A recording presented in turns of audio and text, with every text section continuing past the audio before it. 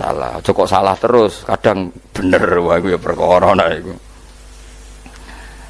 Enggak sing penting kowe wis mesti gawe ijazah ulama-ulama dhisik. Misale rapal Quran kabeh apal ayat kursi. Ayat kursi iku semua Quran iku ditulis ning Lauh Mahfuz kecuali ayat kursi. Dewe Nabi khusus ayat kursi iku aku jupuk min kanzil arsy. Dadi gamane Nabi ngendikan semua ayat-ayat Quran iku ning dokumen umum nggih ngono teng Lauh Mahfuz. Tapi aku jupuk ayat kursi min kanzil arsy. Kok gudange napa?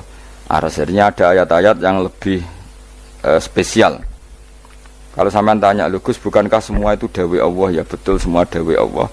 Tapi tetap ada dawai Allah yang hubungannya dengan makhluk. Itu di kelasnya kelas fadhil, keutamaan yang biasa. Ada ayat-ayatnya Allah yang tentang dirinya sendiri, itu yang tidak tertandingi. Ya kayak ayat kursi. Ayat kursi itu kan ayat di situ Allah menerangkan dirinya sendiri. Misalnya Allahu la ilaha illa huwal hayyul qayyum. Itu kan Allah menerangkan tentang dirinya sendiri, tentu spesial. Itu ayat-ayat sing meskipun ya tetap spesial jenenge dawuh Allah tetap spesial. Tapi ada ayat-ayat yang tentang kita.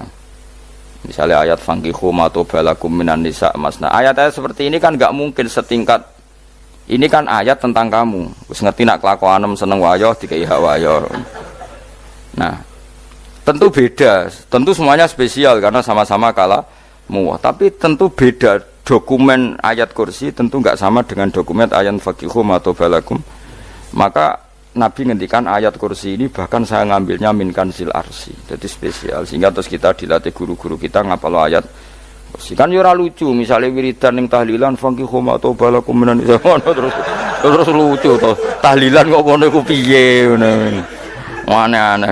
Mbok yo mikir to. Senengane mbok antah. Mosok ayat Quran kok beda-beda. Goblok kandhanane angel bocah ngono. Dadi kene ku sing wis ngaji mulai bayi. Jadi ana ayat fawadil, maksudnya ayat-ayat sing umumnya terkait kita. Ayat-ayat sing spesial karena nerangkan Allah, tentu beda. Terus kedua tentu ayat-ayat sing rano Kanjeng Nabi, misalnya laqad ja'akum rasulun min anfusikum azizun.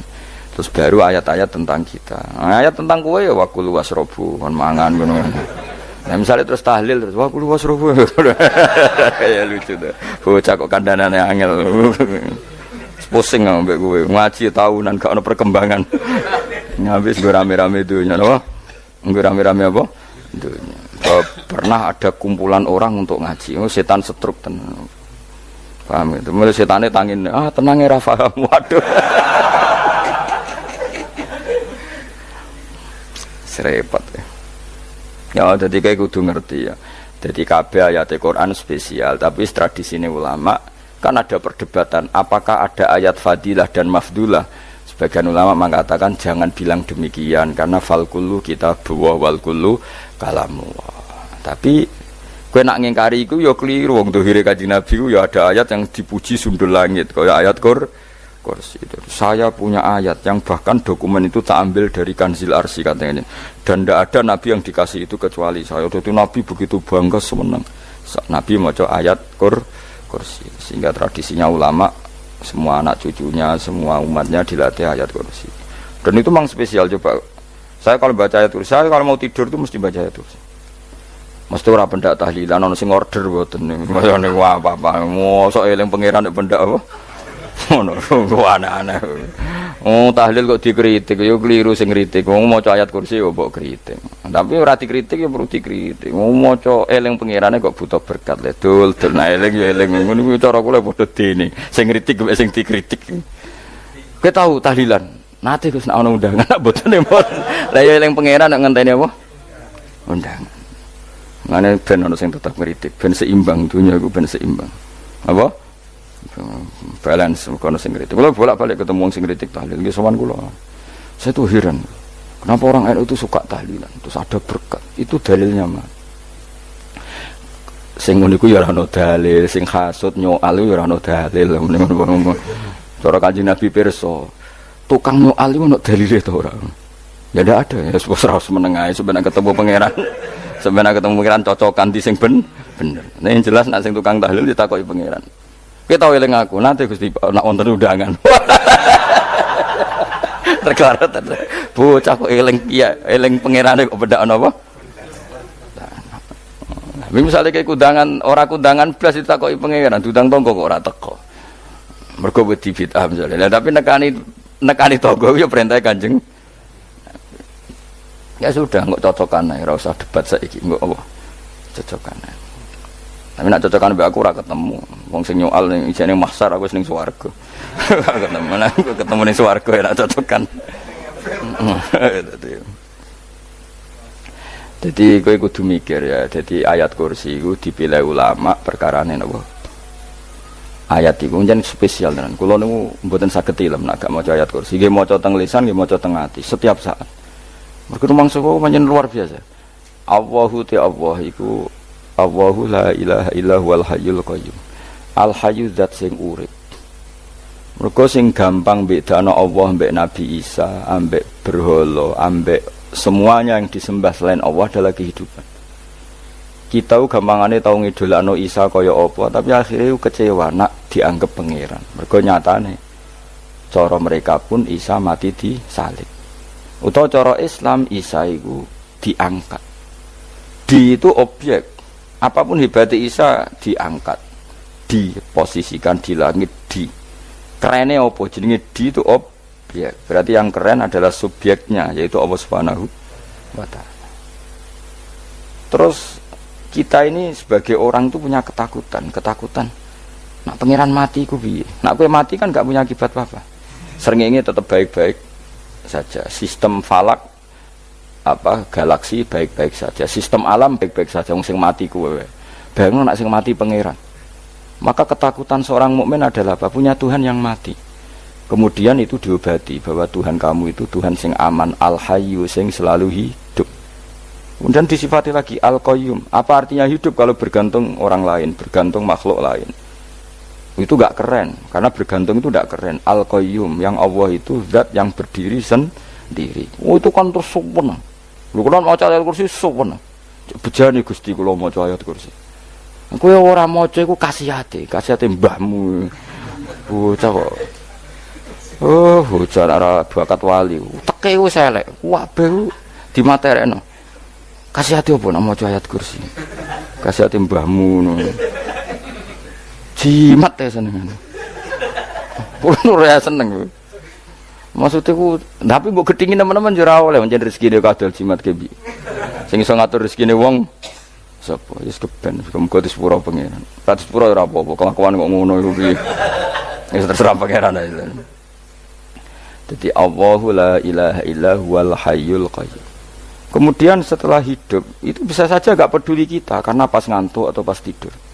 Terus disifati la ta'khuduhu sinatu walana. Dan zat yang hidup itu tidak pernah ngantuk, tidak pernah tidur. Akhirnya kita ini nyaman punya Tuhan yang spesial yaitu hidup dan berdiri sendiri, tidak ngantuk, tidak tidur. Terus budi lahu ma fis samawati wa ma fil ardh. Ya, dan miliknya Allah semua yang ada di langit dan bumi. Keren. Kita ini butuh air, butuh apa saja, dan itu milik Allah. Coba kalau milik manusia, nggak nak loro ning rumah sakit itu, oksigen larangi ngono. Padahal kowe nak loro, oksigen di mana-mana gak tahu bah. Jadi kita seneng. Alam raya milik Allah kita seneng, karena alam ini milik zat yang nggak butuh alam raya, sehingga kita yang pakai. Allah bikin air, Allah nggak butuh minum. Allah bikin padi nggak butuh makan. Dia bikin semuanya untuk kita. Padahal itu kita tidak ikut punya. Akhirnya seneng mbek pangeran. Cek apike jenengan Gusti gawe ra melok nganggo. Sing nganggo kita-kita ini. Coba aku ora roh gawe rokok gunane apa ora roh. Ya gunane pekerjaan Gus. Menyerap tenaga. Ya wis saurip-uripmu ngono. Sementing kowe roh gunane rokok. Paham nggih? Roh gunane rokok roh carane mandorot kanggo kowe. Dadi padha roe lah sementing. Ya apa-apa tapi.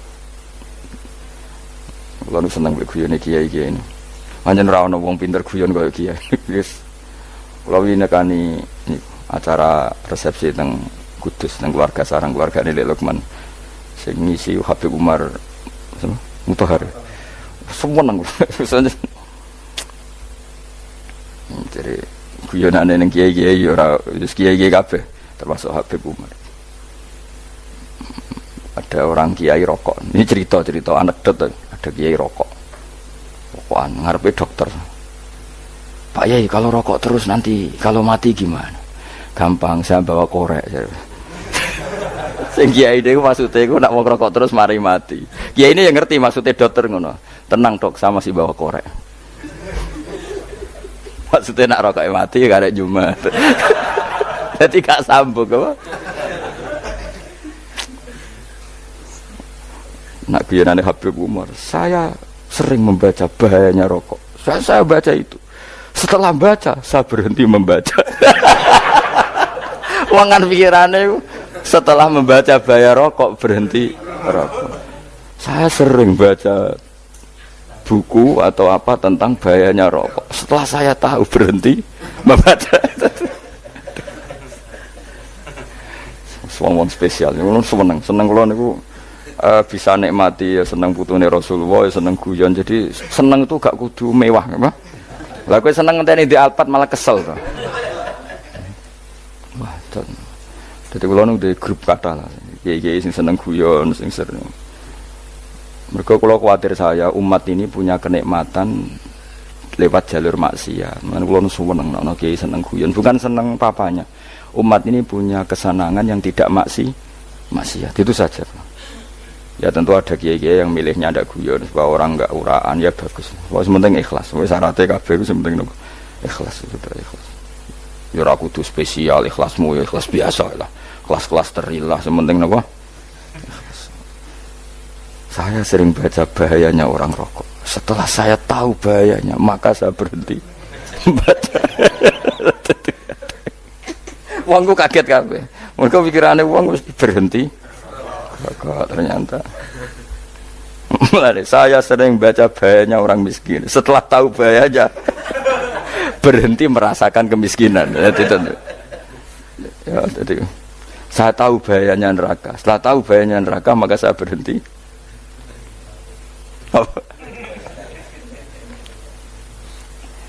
Ya, jadi terus disebutno lahu ma fis samawati wa ma fil ardi. Terus kita nyaman.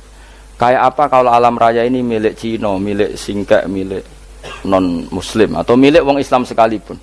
Mesti apa-apa tuku. Repot. Tapi berhubung alam raya ini milik Allah, kita nyaman. Mergo wa izzat sing super lomo, super dermawan, super semuanya. Akhirnya nyaman. Gamane iso turu.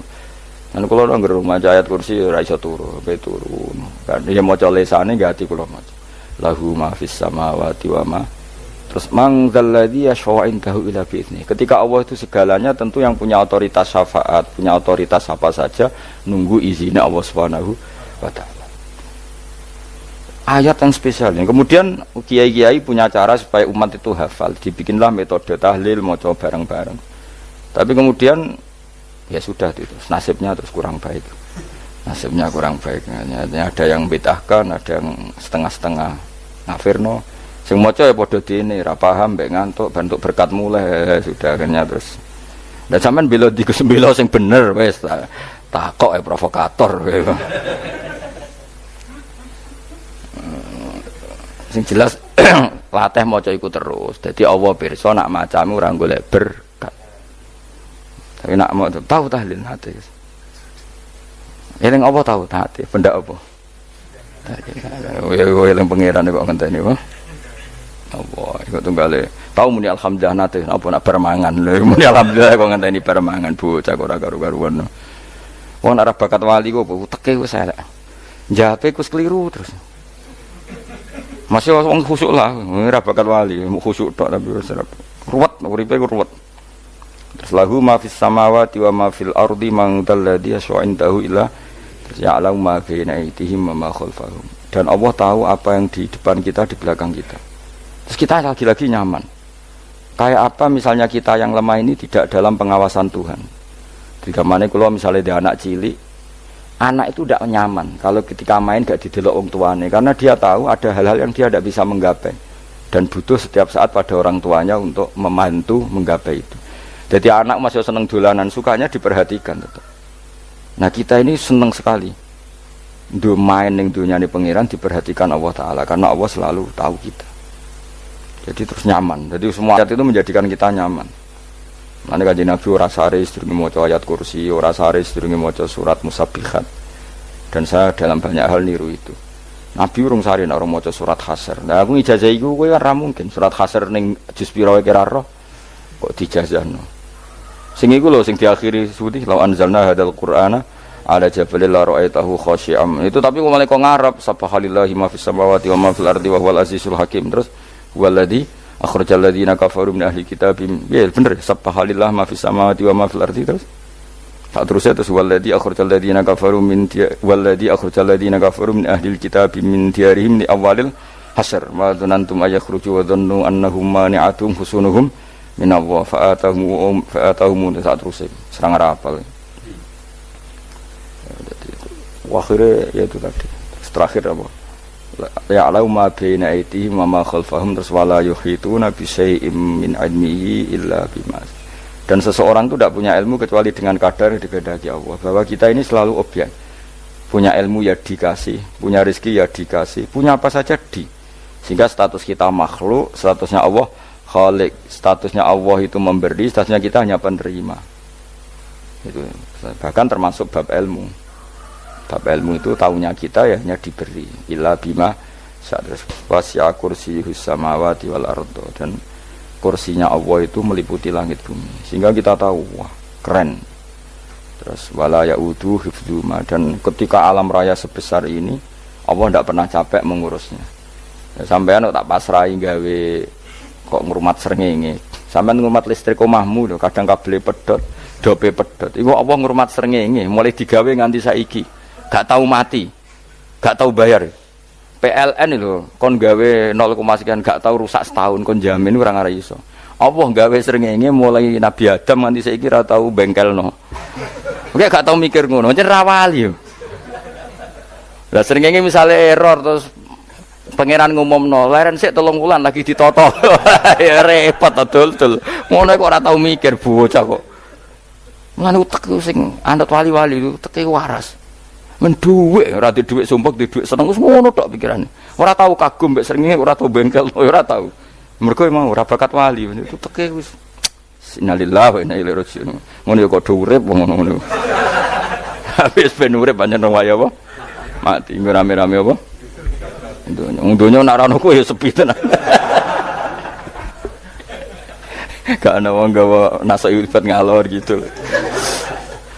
Ngaji sepeda dibayar paham yang mulai apa yang mulai nggak takut ibu juri barang mau kaji mau Gus Pak nerangno apa delok rekamane iki atek dong wae tapi aku luwih seneng ngono timbang kowe nyimpul malah tambah keliru kabeh. Kula niku paling asline paling ra cocok ngaji disimpul lho uteke beda kok nyimpul terus piye. Tapi dilarang piye wong niate ya seneng, tapi didukung mesti keliru, wong nyimpul keliru. Mergo mesti nganggo teke dhewe. Wis ben kok nunggu rame-rame apa. Kulo kadang mikir ya Allah. Lah saiki PLN ngurus listrik sak Indonesia iku dibagi-bagi per wilayah. Jogja tok, kok Bantul tok iku wae bengkel. Allah nggih srengenge iku langsung bener terus. Nah wong bosan digawe bengi ben ra ketemu srengenge digenti bulan nek enak. Kok bosan matahari, bosan rembulan ana mendung wis turu. Damuk bojo lah laudan selali. Sekarang itu segampang itu ngatur dunia itu segampang itu. Paham ya? Jadi enak lah pokoknya urip wis enak, pokoke kabeh anut pangeran wis enak. Wala yautu hifdzuhuma wa huwal aliyul azim terus turu. Semun Gusti kula tak tilem seteng dunia baik-baik saja. Sopan nang mbek pangeran. Lah maca ngene kok ngenteni kundangan. Kok kon dadi wali kuwi. Lah sing ora hafal ayat kursi terus ngritik, ora hafal. Buta ngono. Wis hafal lose wis darah di bitalas penting kowe hafal ayat kursi sik. Hafal? Enggak. Ya ayat kowe hafal sik terus lagi bid'ah ora apa-apa. Dadi mergo ngono. Kaya kula misale bid'ah ora bener, mergo ora tahlilan lah yo maca.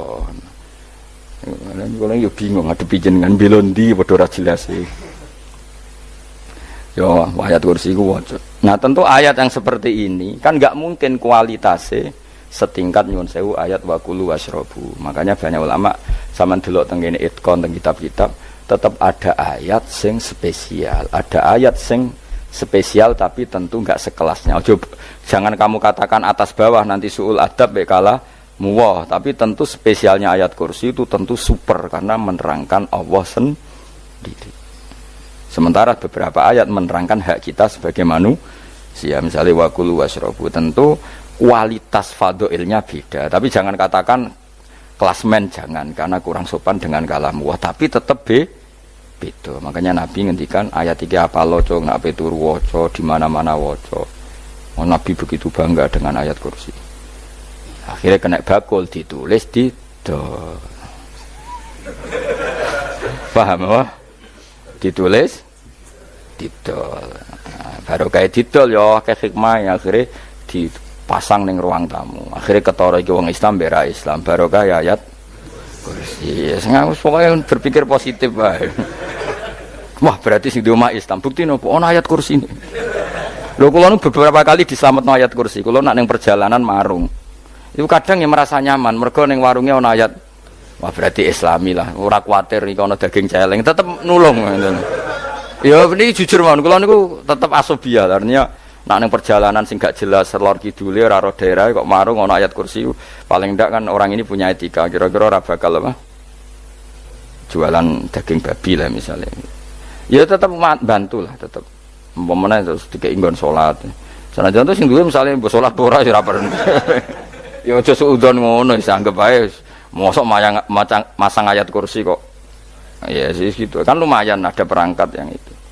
Akhirnya ya bakule payu ayat kursi ini sing di omah ya payu promosine iki Islami, sing blonjo ya nyaman, wis padha enake lah. Ayat kursi ini sing enes mergo tinggo. Ya tapi ya ndak lah. Nak niate ngono ya tapi ya ayat kursi tetap mulia dengan dirinya sendiri.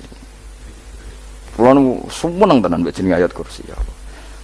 Ya tadi kekhawatiran kita punya Tuhan yang tidak sempurna itu terjawab bahwa Tuhan kita super sempurna. Jadi kulo bayangno anggar turu njen seneng. Senenge wae Gusti nak kula turu iku langit bumi gak masalah. Bayangno nak pangeran sing turu, sistem Tuhan hancur. Makanya syaratnya jadi Tuhan la ta'khudhuhu sinatu walan. Padahal kita menyaksikan Nabi Isa turu. Beberapa yang dituhankan selain Allah turu ngantuk. Bayangno misalnya kowe pas donga sing mbok dongani turu. Ini kan kacau. Makanya Allah mensifati dirinya dan itu memang fakta la ta'khudhuhu sinatu walanam. Allah ora tau ngantuk, ya mboten nate. Akhirnya sewenang kita, sewenang banget mbek pangeran. Mergo dengan sifat-sifat seperti itu.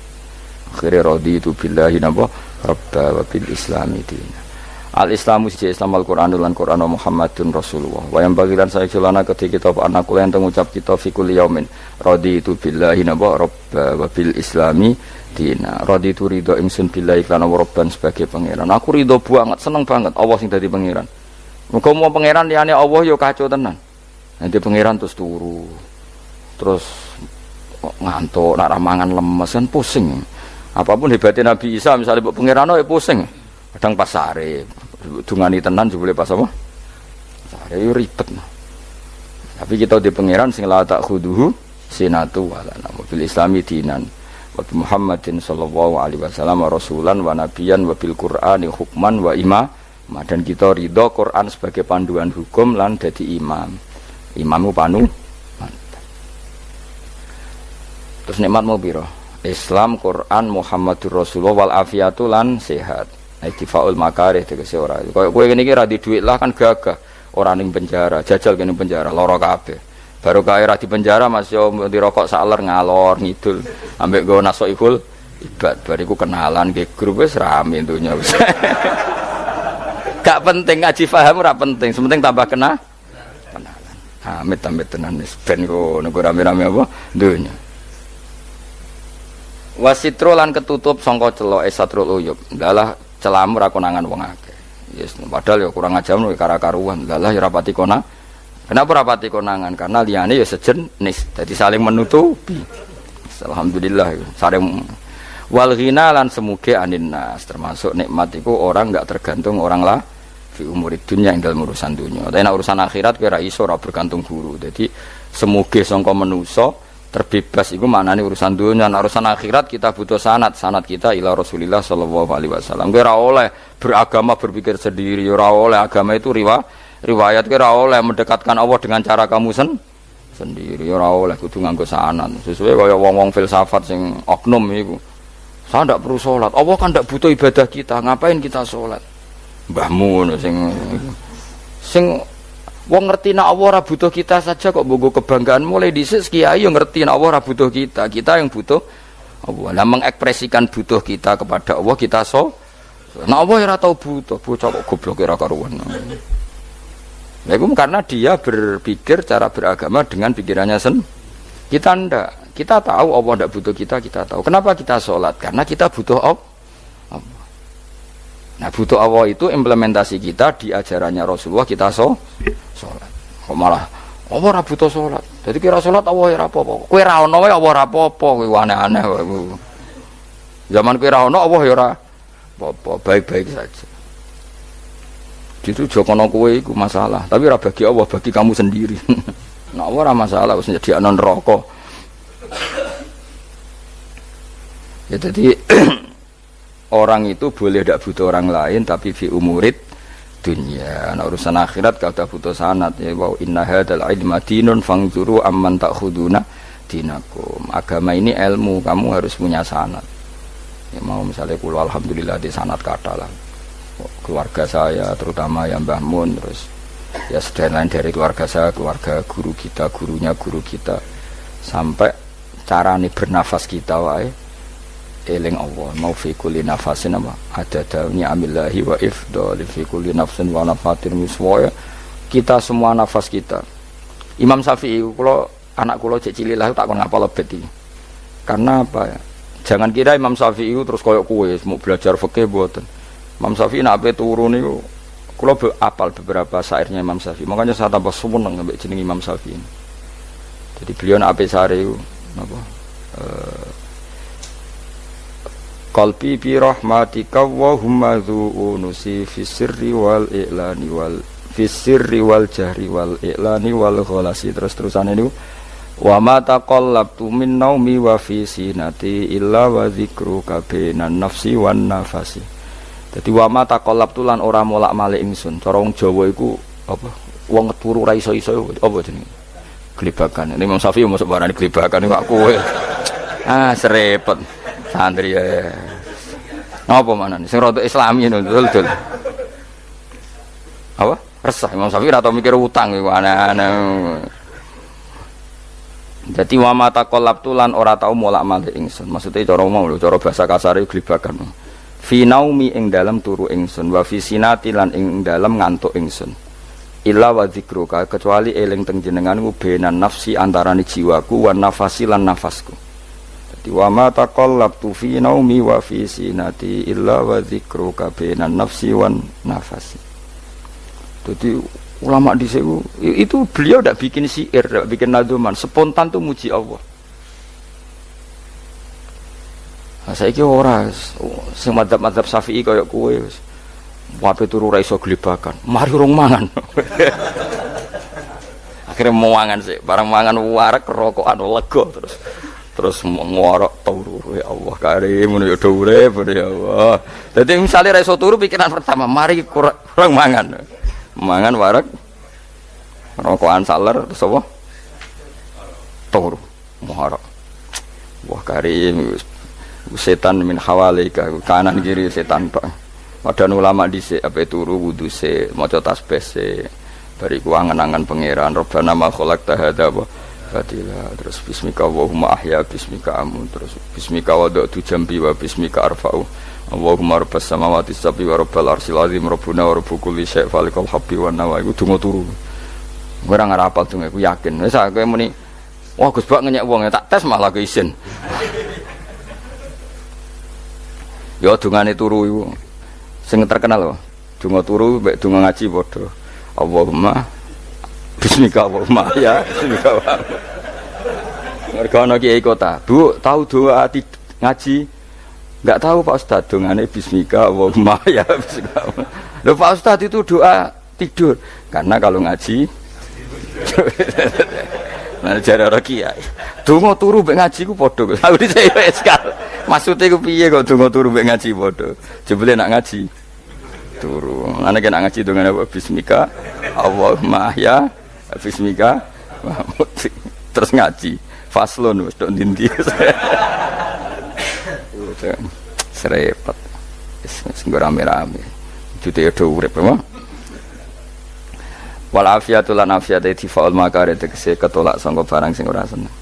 Supaya kula suwun nggih supaya jenengan sing seneng pangeran iki sai-sai-samu. Supaya piye-piye sifat dasar wong mukmin bi walladzina amanu asyaddu hubban lillah. Misale ora iso asyaddu ya sementing hubban. Ya tentu asyaddu itu wong mukmin banget senenge ning pangeran. Kena makome rong iso asyaddu ya sementing ana senenge. Ya ana apa? Ana senenge wis dengan kadar yang klasem lah sampai sono. Anak makome para wali ya asyaddu banget seneng. Mau apa turu nak orang mau ayat kursi gak lega ya paham. Cukup mau ayat kursi bedak tahli. Mulane aku seneng ono sing ngritik aku seneng. Ben rame itu ben seru. Sing ngritik ya muga-muga apal tahlil. Dari ngritik iku fair, ora apa-apa apal terus ngritik.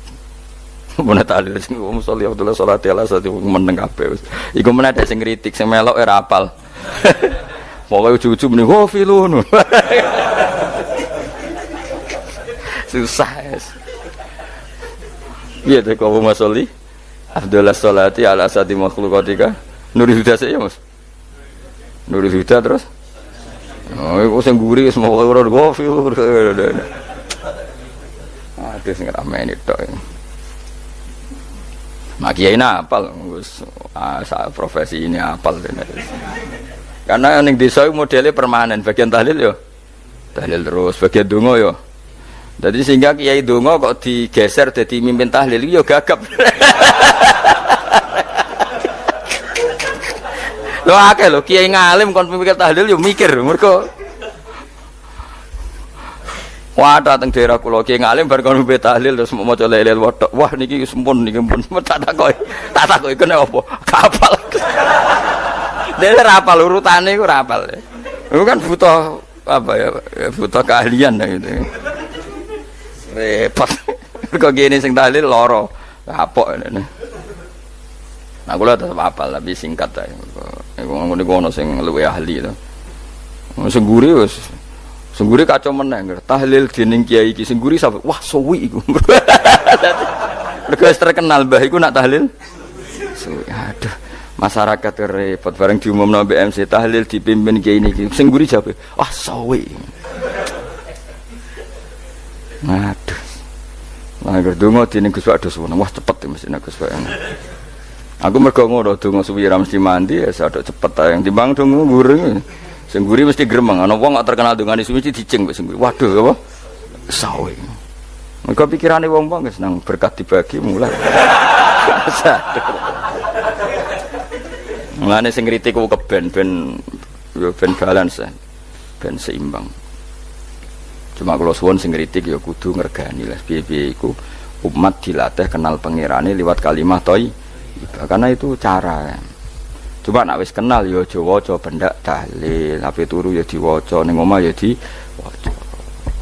Tapi aja waca ngarep bojomu kok dikongko jampi-jampi ben ora nyoal blonjo.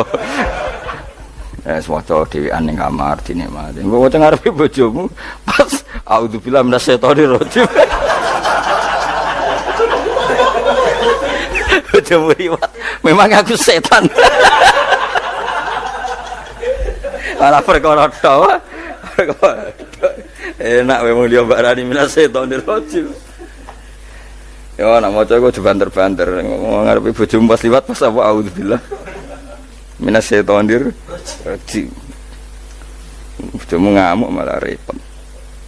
Anas sange Anas anan Nabi sallallahu alaihi wasallam kala dawuh sapa Nabi dawuh yaqulu dawuh sapa rabbukum pangeran sira kabeh fil hadis qudsi ing dalam hadis qudsi dawuh ya ibnu adam ya anak adam tafarruh tenanono sira li ibadah tafarruhu fokus farruhi fokus tafarruh fokus sira tapi mosok iki kuwi maknane fokus napa iki kuwi maknane apa tenanono sira li ibadati krana ibadah ingsun amlak mongko ngebayi ingsun kalbaka ing ati sira hinan ing semuge kowe atimu kebaki eling aku mesti atimu ku sugih wa amlak lan ngebayi ingsun ya deka ing ngarepmu rizkon apane rezekine utawa rizkon ing rezeki wis aku iku eling aku tenanan mesti atimu tak gawe ati sing cukup lan rezekimu tak cukupi. Ya ibna Adam, la taba atau aja ngedoh sira an lisange ingsun.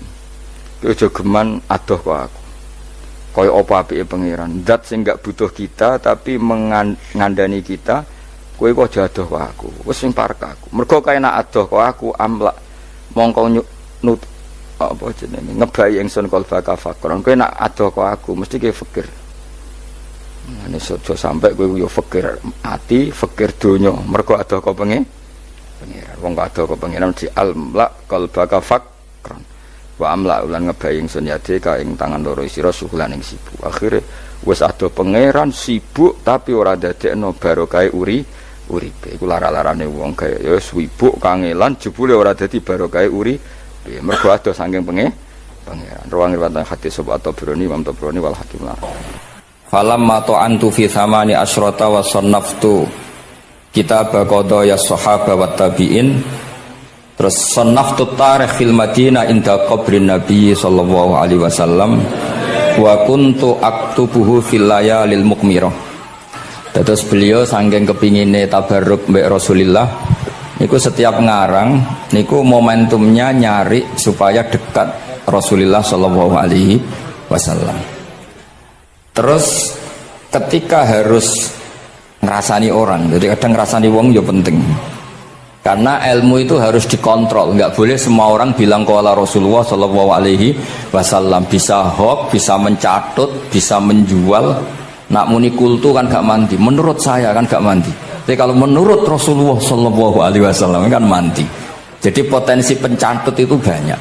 Sehingga dibutuhkan koreksi dalam ilmu hadis disebut al-jarhu wa ta'dil, disebut al-jarhu wa ta'dil. Harus ada kualifikasi rawi.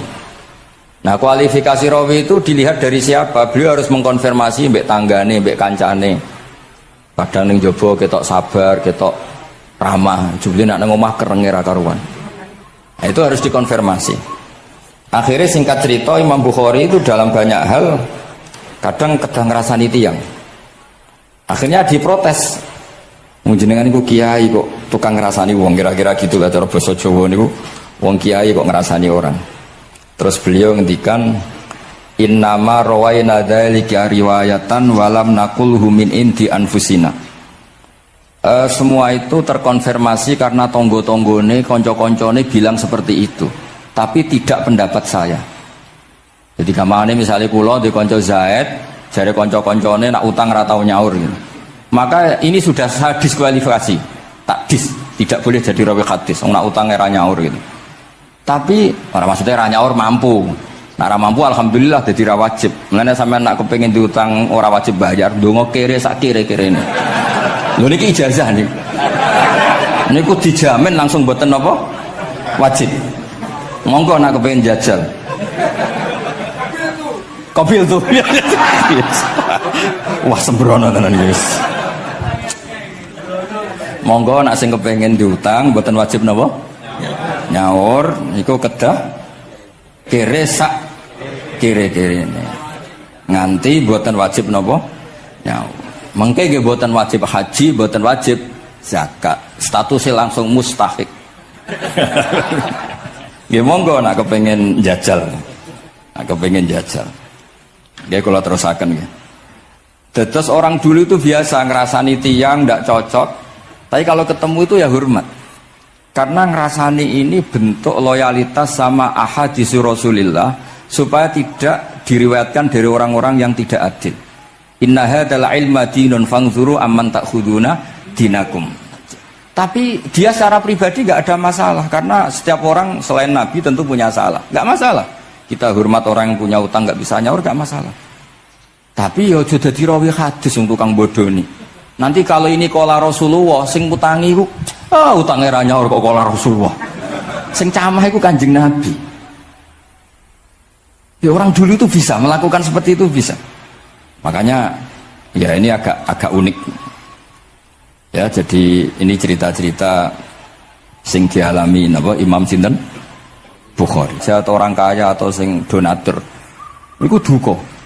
Beliau ngendikan la yasauni an akhussa bisama'i qauman duna qaumin. Saya tidak bisa. Ini semuanya umatnya Nabi kemudian saya hanya ngajar 1-2 orang. hanya karena dia anak pejabat atau orang tertentu, tidak bisa. Kalau kamu mau ngaji, ikut ngaji umum. Terus jenengan ini misalnya so salam templek tengkulo 1 juta, gelem ra gelem ya ngaji umum. Gak salam templek ya Allah, gak ngaji ya Allah. Sementing ojo terus pepeh bayar, ngajine khusus Gus. Ojo ono wong liya. Ben sing pinter kula tok umat Nabi liyane giyoblok kabeh. Mboten purun, Imam Bukhari ngoten mboten purun.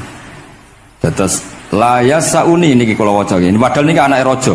Anna Khalid bin Ahmad Khalifah Ibnu Thahir sa'alahu ayaqdura manzilahu fa yaqra at-tarikh ala auladi famtana min dzalik wa qala la yasauni an akhussa bis sama qauman duna qaumin. Jadi intinya niku Imam Bukhari akhirnya boten apa? Kersa. Lalu niki cerita keramat-keramatipun Imam Bukhari. Imam Bukhari niku selain kualifikasi hadis sesuai al-jarh wa ta'dil, niku setiap hadis niku disolati. Beliau adus sholat 2 rakaat, memanfaatkan perangkat rohani. Jadi beliau kualifikatif ya, al-jarh wa ta'dil ini rawi layak. Misalnya ada orang soleh khusyuk nang masjid terus. Biasanya problem wong soleh ora tau ngaji iki mboten purun. Iki soleh tok paling nang masjid pelarian. Niku kan kathah tiyang wiridan ning masjid tak kok betah ning masjid. Nak ning omah ono sing ngamuk ning ngene mboten. Malah pengurus-pengurus takmir masjid ya ali nak cerita kula niku sakniki kuwathah Gus, tiyang teng masjid itu suwi-suwi. Dadi mlayu ning masjid iku perkarane kudu ngising, ning omahe WC-ne elek ning masjid apik. Lho nu bar dhuwur turu, ditakoki takmir kok turu ning kene ning omah ana kipas angin ning kene ana kipas angin. Niki mboten suudzon, suul yakin kathah sing ngoten niku. Dadi ini mun sak dhuwure suudzon. Wong kula ra Imam Bukhari wae salah ra Allah. Engko njuk sepuro pengenan. Tapi itu cerita. Makanya Imam Bukhari ngendikan ono wong adil tapi ora tak jaluki riwayat. Mergo tidak diketahui dia yujalisu ahlal ilm sama dengan madzhabnya Imam Malik. Karena ilmu itu butuh dikonfrontasi, butuh misalnya Nabi ngendikan ini kok dohire tanafi mbek niki, daure kok ta'arud. Itu kalau ahlul ilmi ngerti duduk perkaranya. Karena itu ilmu itu begitu juga Imam Malik seperti itu. Nah, singkat cerita Imam Bukhari itu pede meriwayatkan hadis setelah banyak orang mimpi Rasulullah itu liwat ditututi Imam Bukhari. Iku fawwah ma akhta aqdamahu qadamai Rasulillah sallallahu alaihi wasallam. Terus delamaan yang pernah diinjek Rasulullah niku mautia aqdami Rasulillah sing nate diinjek qadami napa Rasulillah. Itu Imam Bukhari persis di situ. Akhirnya ulama tahu itu maknanya betapa persisnya beliau ketika meriwayatkan hadisnya Rasulullah Shallallahu Alaihi Wasallam. Ada lagi orang mimpi, niki teng kitab Fathul Bari. Imam Bukhari itu betul khirbah itu semacam peso kecil. Ya zubu anhu itu kalau ada orang melukai Nabi, dia yang bela-belain supaya orang itu tidak bisa melukai Nabi. Dan itu ditakwil oleh ulama bahwa beliau yang nanti akan mensortir al-ahadis al-maudu'ah, dibuang semua, nggak boleh dinisbatkan kepada Rasulullah Shallallahu Alaihi Wasallam. Jadi kemana itu jasa-jasa ini pun Imam Bukhari. Terus ketika beliau mau kapundhut, niki ben mboten kesuwen, niki Gus Sapang pun badhe nyanyi Gus. Apa nasib? Nasib itu terjemahannya nyanyi ku anak-anak. Nah kanggo jenengan terjemahannya nyanyi, nah ya amang mboten terjemahannya tetap nasib. Sholawatan ya. Nah Gus Sapang nyanyi ben tawadhu sederhana bahasane ora usah sok suci biasa wae. Tadi nak Habib Muhammad bin Yahya ya Amang ini qasidah terjemahannya sholawat. Gus Sapang wis nyanyi wis gampang. Ngaji lagu. Insyaallah barokah tawadhu niku apik lah. Terus Imam Bukhari ketika mau kapundhut itu tertib sekali. Saya banyak membuktikan baik secara bacaan maupun nyata. Orang-orang soleh itu kalau mau kapundhut itu tertib. Mulane sampai nak kapundhut aja selonang-selonong. Nak mati itu sing tertib. Sing rapi lah, tertata. Kalau cerita sedikit. Bapak kula niku selawase niku tiap tahun nilai kula teng Jogja. Tapi mboten pernah memamitkan saya sama ketua tempat kerja kula. Niku bapak tindak tengkene kula Jumadil Ula niku sak tak pamitno mbek kancamu ku guru-gurumu kanca-kanca kowe mulai ngenteni aku. Terus bapak Recep kapundhut. Mbah Mun juga gitu, saya menyaksikan sendiri mau kapundhut itu uang dititipkan ke Subab iki aku nak balekno nak aku ora balik wis bagi dulur-dulurmu. Beliau di pesawat ngendikan yang Gus Yasin, tenang Gus Yasin, aku tahlili.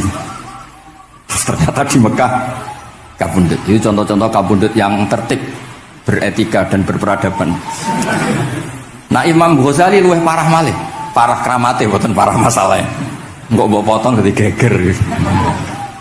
Niku badhe kabundut itu tuku kafan piyambak. Tuku kafan. Terus kanca-kanca sing perjalanan 3 hari karena dulu enggak ada pesawat. Ora ono WA. Niku diundang. Tolong dinongkas ning nggonku ya.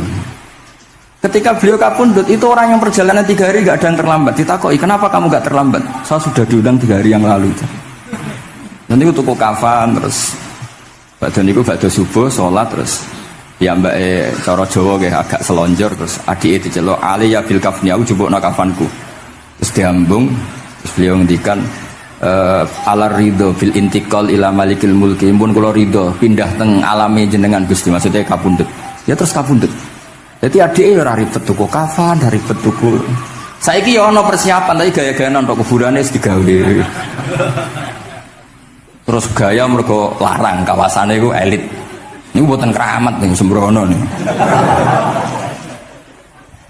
Lah Imam Bukhari ki ngoten badhe kabundut tuh wali-wali angkatan beliau ku dipeni. Desane piyambake jenenge Khortangka, napa bacane Khortanak mboten ngerti. Pokoke kawasan Uzbek karena itu ejaan Soviet. Sauni-unimu lho waca Khortangka, cek Khortanak, cek apa ngono lho. Sing maca penting aja waca demaan karena tulisane kok sik. Niku wali-wali ngipi ketemu Rasulullah teng pagar desa, teng pojok, teng pintu gerbang. Wali-wali tanya, "Ya Rasulullah, kenapa engkau di sini?"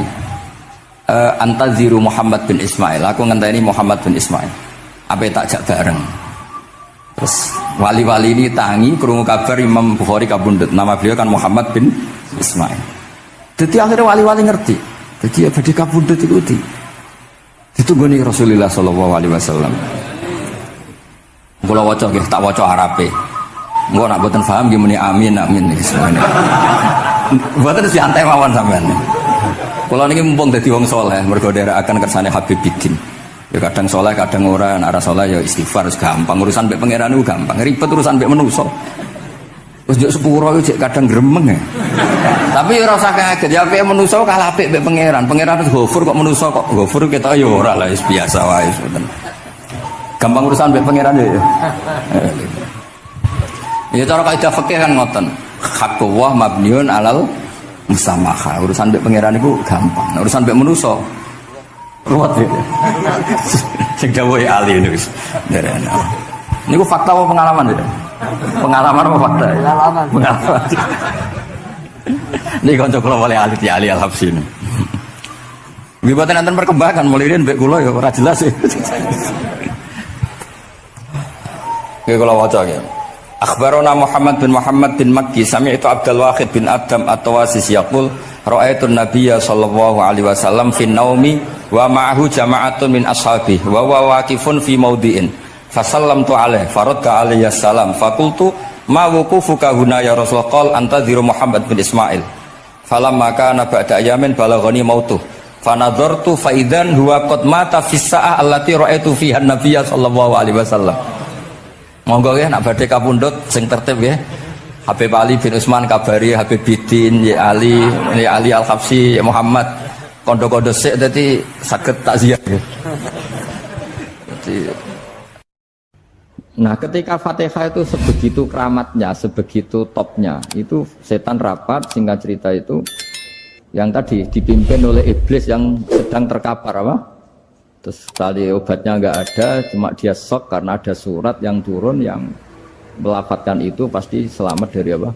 Neraka. Nah ini gimana saran Anda? Terus sarannya adalah bikin orang-orang itu lupa tidak baca Fatihah. Nah ini rapatnya iblis. Idzabu wajtahidu hatta tufilu qulubahum hatta la yaqulu hadis surah. Kala yuksiru qiraataha wa la yakunu lahum ajrun wa thawabun bal yakunu lahum adzabun wa iqabun. Kemudian yang terakhir saya beri ijazah tentang Al-Fatihah ya, karena ini surat yang populer. Kalau saya ijazahi Quran 30 juz pasti sampean nggak hafal. Atau ijazah surat Baqarah, kalau mau Baqarah mau. Ijazahi surat Baqarah mau 2 juz setengah. Mau Mas Asep? Ya Fatihah aja yang gampang ya. Nah, ya kulhu Fatihah ini paket ringan ini. Tapi pahalanya apa? Besar. Ini beda ya, artinya selama ini mungkin Anda baca tapi monoton ya. Tapi ini saya bacakan teks aslinya tentang istilahnya itu mazaya itu kelebihannya Fatihah. Saya baca Arabnya dulu, nanti ini terakhir ini ijazah tadi kan saran-saran umum tentang sosial.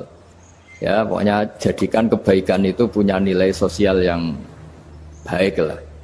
Jadi nanti orang yang nggak amanah nggak laku, ya calon bupati, gubernur, presiden yang nggak amanah juga nggak laku. Begitu juga kiai yang tidak amanah juga nggak laku, suami yang nggak amanah juga nggak laku, istri yang nggak amanah juga. Sehingga kebaikan ini jadi nilai sosial yang dalam tanda kutip sudah keniscayaan. Yang diinginkan Allah itu seperti itu, bukan kebaikan yang dipaksakan karena kekuatan negara. Maksudnya kalau bisa kebaikan itu tidak usah dipaksakan. Memang sudah satu kebutuhan. Kayak cerita-cerita di negara maju itu, bahkan apapun jatuh itu nggak ada yang ngambil apa itu. Makanya gambarannya Mekah Madinah kan gitu kan, barang jatuh nggak ada yang berani apa ngambil itu, saking sudah jadi sistem. Sehingga banyak negara di Eropa itu yang sampai nggak punya tentara, nggak punya polisi karena kebaikan itu sudah. Nah kita kan masih capek, polisinya aja capek apalagi masyarakatnya, karena ya kebaikan itu belum jadi nilai bersama. Nah kita selain ditopang negara, ada polisi, ada tentara, itu kita usahakan kebaikan itu jadi nilai bersama. Tadi wa'tamiru bainakum bima'ruf. Dan kita punya reputasi yang bagus dalam bab ini. Saya masih ingat kecil saya itu yang jilbaban hanya keluarga kiai, sekarang rata-rata masyarakat itu jilbaban. Dulu yang sekolah SMP, SMA itu jilbaban kadang dulu malah dilarang ya, harus sama seperti itu seragamnya. Sekarang sudah boleh. Dan nyaman. Lama-lama yang dapat simpatik ya yang pakai pakaian model tertutup seperti itu. Lama-lama gamane cara wong golek mantu ya golek yang seperti itu daripada yang blodor. Lama-lama jadi nilai bersama.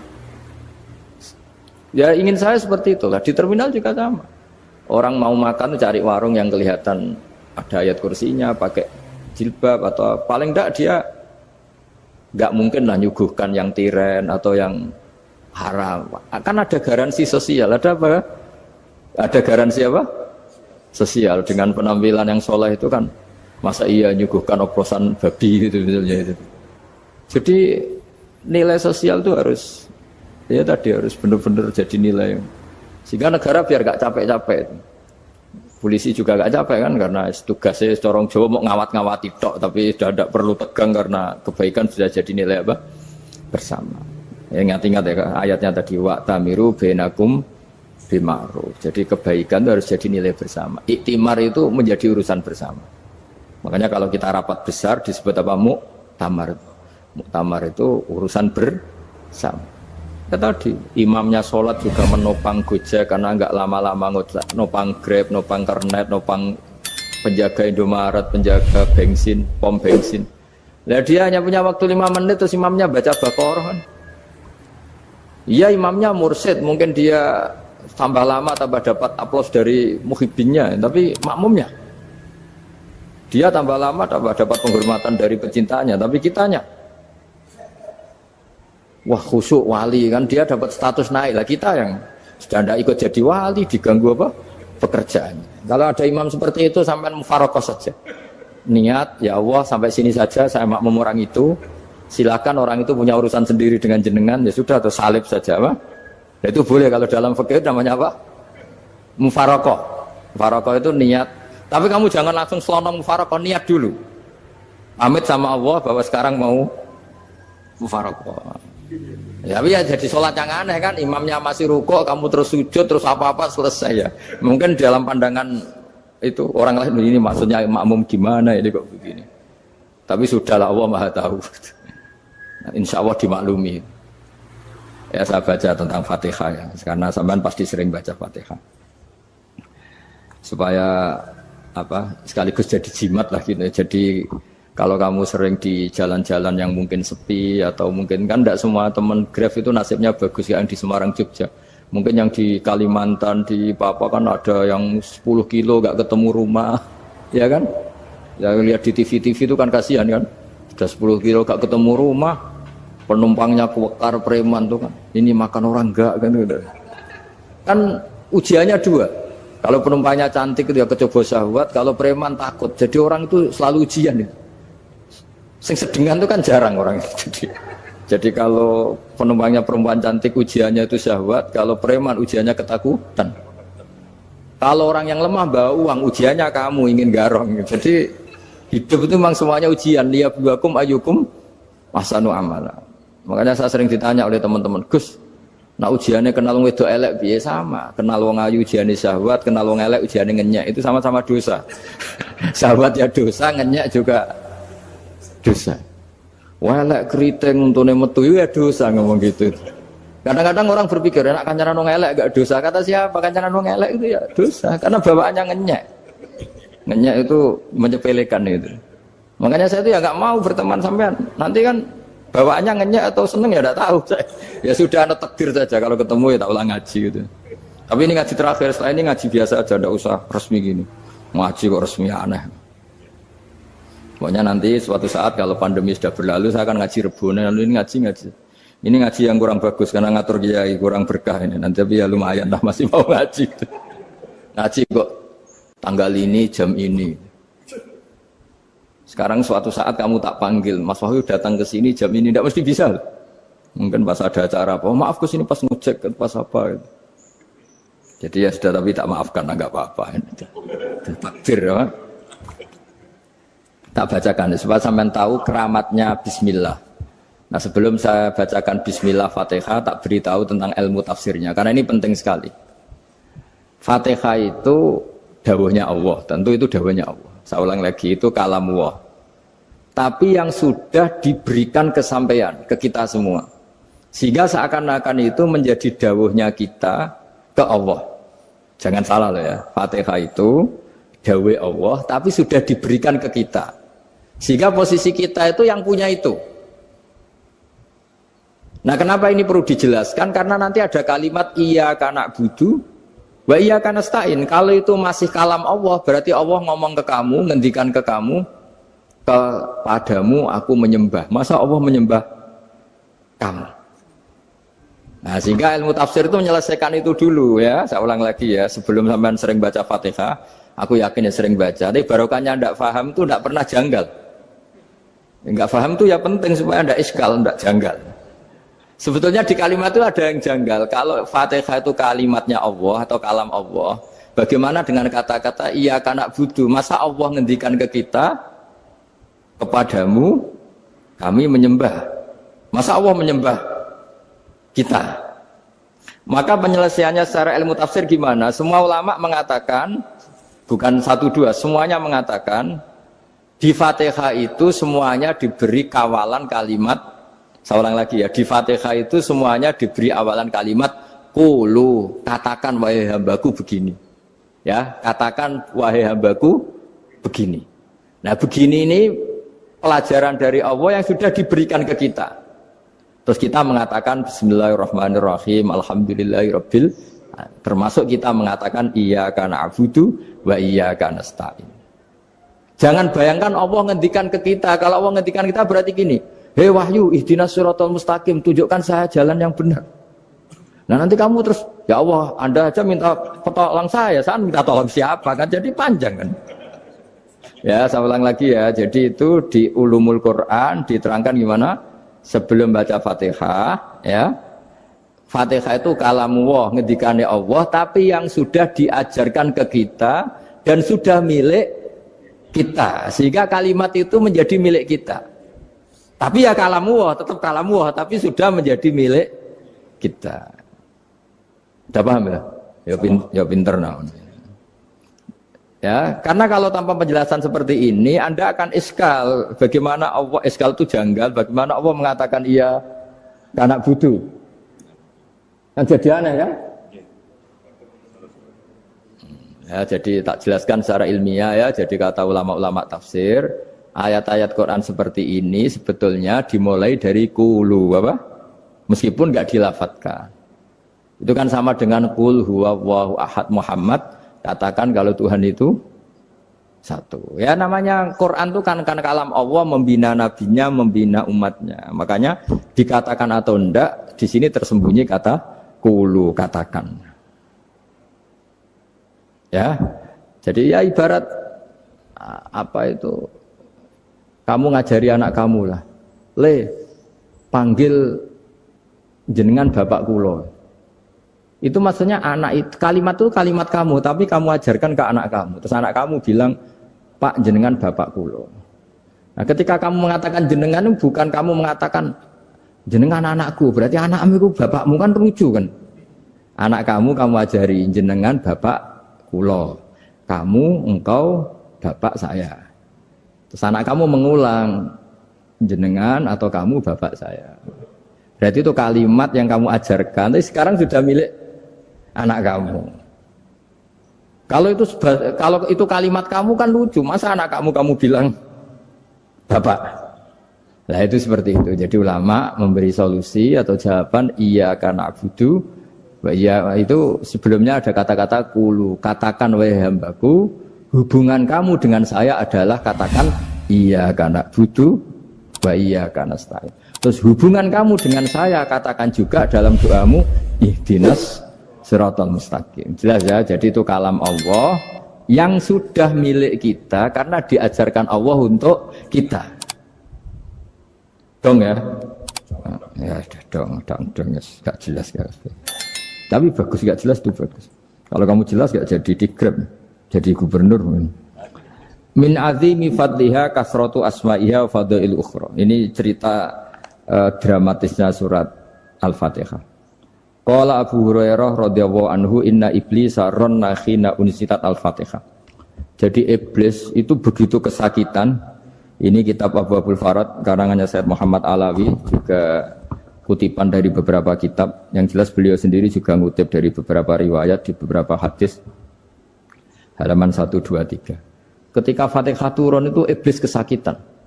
Kayak orang sakit gigi lah, tersiksa sisanya karena turunnya surat apa? Al-Fatihah. Artinya kalau Anda baca Fatihah dijiwai, maka Anda melemahkan setan, melemahkan iblis. Wa qala Mujahid, khina unzilat Fatihatul Kitab ronna fastama indahu asyayatin. Jadi ketika Fatihah itu turun, iblis itu terkapar lah kira-kira, sampai dijenguk banyak setan. Jadi kemana di ICU lah kira-kira gitu kalau sekarang itu, entah COVID entah enggak tahu, pokoknya di ICU sampai dijenguk banyak setan. Enggak tahu bawa apa enggak tahu, pokoknya dijenguk banyak setan. Ono yang nyangoni karena ini apa? Ketuanya apa? Pingsan, sakit. Jadi iblis itu sakit sampai dijenguk anak buahnya setan-setan. Ya, semoga kalian semua tidak kenal setan. Kalau kenal berarti teman, apa? Wa qalu misla dzalik. Wa qala lahum laisa mimma taquluna syai'un walakin unzilat suratun laisa ajru qailiha illa an harrama alaihi nar jahannam. Saya ini bukan sakit fisik kata iblis. Kamu tidak usah jenguk saya, datangkan dokter terbaik, tidak usah. Saya ini tidak sakit fisik. Saya ini sakit karena ada surat yang diturunkan, yang pahala yang melafatkan surat itu pasti selamat dari neraka. Padahal misi terbesar saya ini supaya manusia masuk neraka. Sekarang punya tamengnya. Wah pusing kan? Ya seperti orang lah goda sampean, ternyata sampean setia, itu kan pusing. Nah ternyata tidak setia, itu yang akhirnya ribet kan itu. Jadi iblis itu cita-cita terbesarnya kan semua orang itu masuk neraka. Nah sekarang turun satu surat yang gara-gara surat itu siapapun yang baca dijamin selamat dari neraka. Jadi walakin unzilat suratun laisa ajru qailiha illa an harramallahu alaihi nar jahannam. Karena jadi dia shock lah, kalau orang di Jawa itu bilang shock.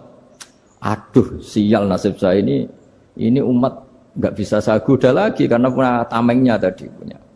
Qad tolakaidukum wa makrukum. Rekayasa kalian sekarang itu tidak ada gunanya semua. Nah, ini alhamdulillah di Indonesia kelihatan kan banyak yang miskin, banyak yang susah. Tapi selagi mereka masih sholat, itu keinginan mencari halal itu masih tinggi. Kayak apa kita di tengah kota, jauh dari anak istri, jauh dari tetangga. Biasanya kalau orang jauh dari anak istri, tetangga kan sakar PDW. Tapi yang soleh masih banyak, sudah jauh dari keluarga tetap lurus. Loh kalau yang dekat lurus kan wajar konangan wong akeh kan.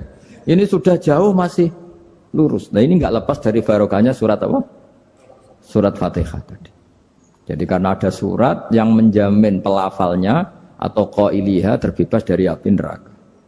Wa qalat as-sayatinu lahu is ayyusai'in ta'muruna ya maulana. Faqala lahum idhabu wajtahidu hatta tukhfilu qulubahum hatta la yaqulu hadhihi surah. Lalu kita gimana? Jari para setan gitu. Lalu kita gimana? Terus kata iblis, sudah bikin mereka lupa sehingga tidak baca lagi. Selagi masih baca kita pasti keok. Jadi kalau sampean sudah jarang baca Fatihah itu berarti sudah bagian dari kemenangan apa? Iblis. Jadi kalau sampean sudah jarang baca Fatihah itu berarti bagian dari kekalahan Anda, kemenangan iblis. Masih sering baca? Berapa kali? Terus apa lagi?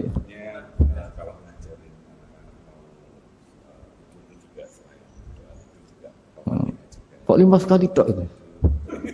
Berarti pas sholat fardu tok itu. Enggak 5 kali itu mendingan itu 17. Kamu itu ngitungnya jangan 5 ini. 5 waktu itu berarti lumayan kan? Berapa? 17 ya? Ya. 17 ya? Ya. 17, tapi kalau makmum tuh sering separuh kan, apalagi makmum tarawih. Ya kan? Makmum tarawih itu bacanya Fatihah ada yang sempurna enggak ya? Ya enggak lah. Baru alhamdulillahirabbil alamin ruku ikut ruku gitu. Makmum kan yang tarawih lah, Mas. Kalau tarawih jarang sempurna ya. Fatihahnya itu. Kan imam sudah ruku. Kamu bacanya Fatihah sampai mana tuh? Baru setengah ya. Ya paling pas tarawih aja kan enggak sempurna ya. Apalagi kalau imamnya sing kilat tuh, waduh malah. Nah ketika Fatihah itu sebegitu keramatnya, sebegitu topnya, itu setan rapat, singkat cerita itu yang tadi dipimpin oleh iblis yang sedang terkapar apa? Terus tali obatnya enggak ada, cuma dia shock karena ada surat yang turun yang melafatkan itu pasti selamat dari apa? Neraka. Nah ini gimana saran Anda? Terus sarannya adalah bikin orang-orang itu lupa, tidak baca Fatihah. Nah ini rapatnya iblis. Idhabu wajtahidu hatta tufilu qulubahum hatta la yaqulu hadhihi surah. Kala yuksiru qira'ataha wa la yakunu lahum ajrun wa thawabun bal yakunu lahum adzabun wa iqabun.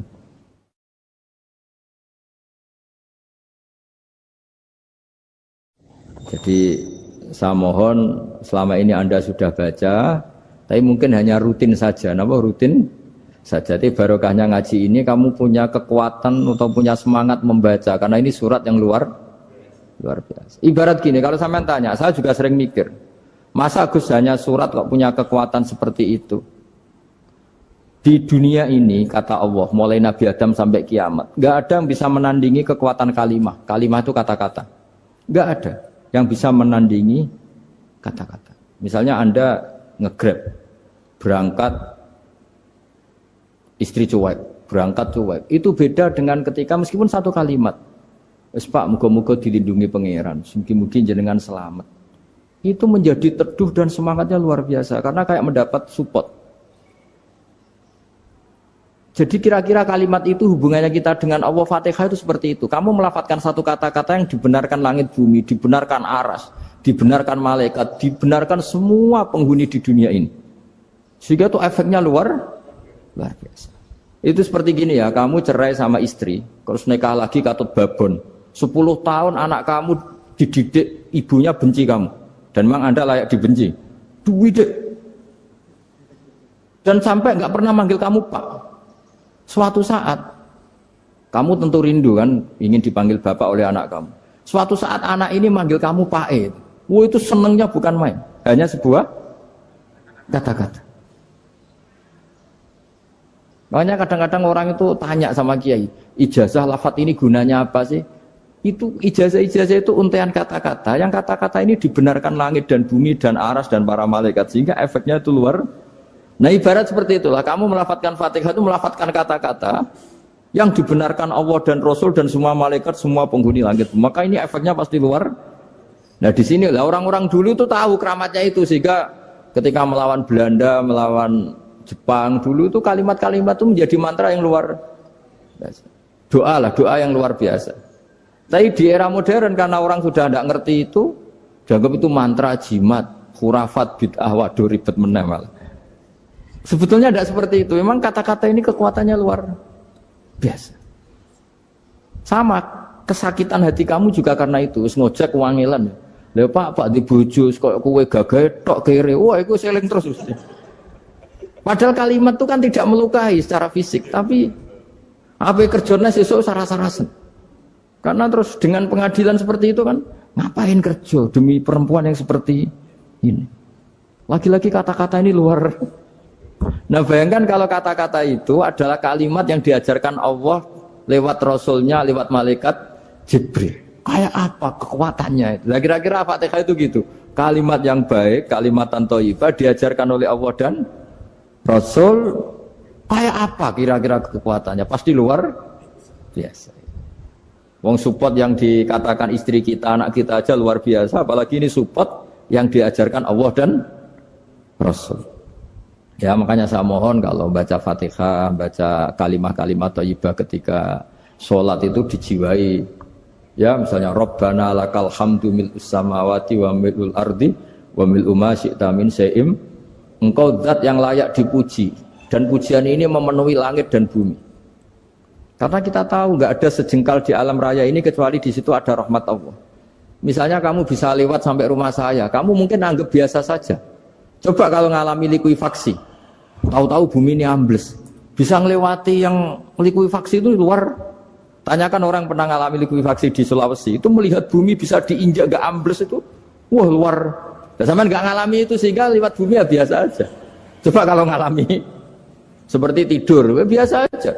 Coba kalau ada gempa, bahwa bumi tenang ini sudah nikmat yang luar biasa. Masa kamu ngakui nikmat nunggu digituin? Ya kan? Nah, makanya baca Fatihah dijiwai lah, bahwa ini kalimat yang luar biasa. Nah, saya teruskan. Warwa Muslimun fi sahihihi an Ibnu Abbas radhiyallahu anhuma annahu qala bainama Jibril alaihi salam qaidun dan Nabi itsami anaqidan min fawqi farafa'a ra'sahu faqala hadza babun minas sama futihal yawma lam yuftah qaddu ilal yaum fanazala minhu malakun faqala hadza malakun nazza ilal ardi wa lam yanzil qaddu ilal yauma fasallim waqal absyir binuraini qad uti tahuma lam yu'tahuma nabiyyun qablak Fatihatul kitab wa khawatimu suratil baqarah. Jadi suatu saat Jibril ini jagongan kira-kira gitu sama Rasulullah. Tahu-tahu langit itu gemuruh. Karena langit gemuruh kata Jibril terus semuanya ngangkat kepala ke langit. Ini pintu langit baru ini dibuka, yang sebelumnya tidak pernah dibuka seperti ini.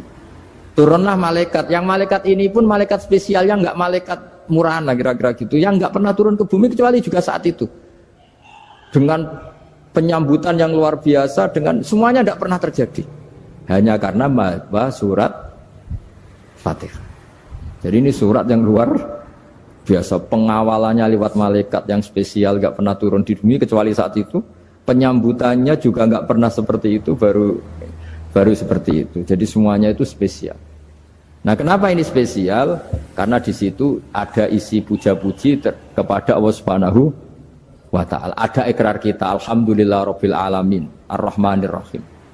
Ikrar ini penting. Kalau contoh paling gampang gitulah. Kamu punya istri selama ini cerewet terus. Suatu saat ngomong, "Pak, tak angen-angen rono wong lanang koyo sampeyan." Wah, itu langsung ndak ada lelaki sebaik engkau. Itu sampean senengnya Masya Allah. Karena ada ikrar dari seorang istri ke kamu.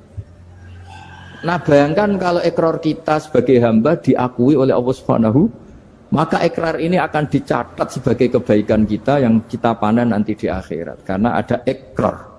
Kita ikrar bahwa alhamdulillah rabbil alamin, kita ikrar ar-rahmanir rahim, kita ikrar maliki yaumiddin, kita ikrar iyyaka na'budu wa iyyaka nasta'in. Sampean misalnya jadi orang Indonesia, ketemu orang Indonesia yang makmur di Jerman, terus lupa Indonesia.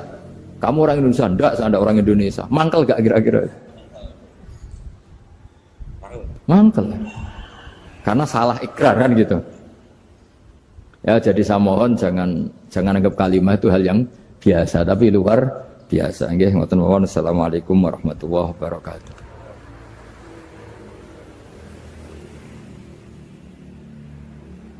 Saya berkali-kali kampanye di mana-mana lah, kampanye dan menganjurkan.